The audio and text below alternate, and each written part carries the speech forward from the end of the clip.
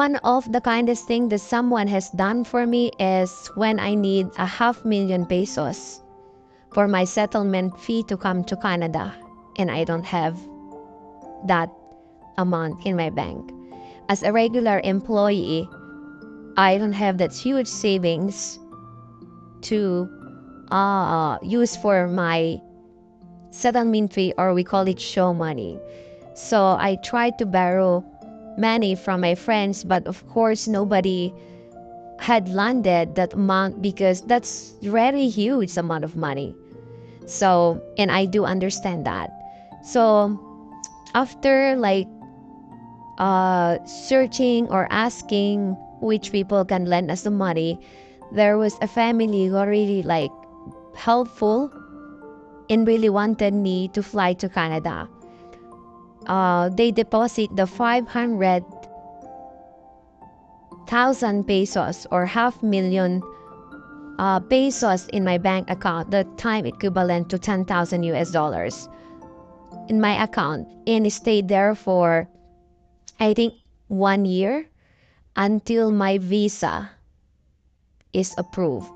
So I bring that money in Canada because that's really a requirement. You cannot come to Canada without having that 500,000 pesos for one applicant. So the money stayed with me for like 3 months, because within 3 months, yun pa yung mag-kick in your medical benefit. Kasi the reason nga ikinip ko for that long is kung magkasakit ako, I don't have any benefit yet. So, kailangan ko ng pera. So, nag-stay yan. Talagang as in cash. 500,000 nandyan nakatago, whatever. So, after that, na meron nag-kick in na yung mga benefits ko, tsaka meron na rin akong work. So, I returned the money back. So, yung tagal na 100 something plus, na 500,000, yung 1 year, more than a year na naka-stay yung pera doon, I think 89 deposit ko ba nun, or I can't remember. But may kinita siya na 4,000 pesos.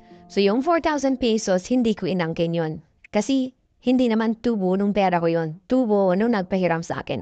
So, lahat na yun ay ibinalik ko. Nangyari pa that time is dahil bumaba yung currency. So, nag-abuna ako ng konti. But that's okay. That time naman, kahit pa part-time ako, meron lang akong pera, pinagkunan.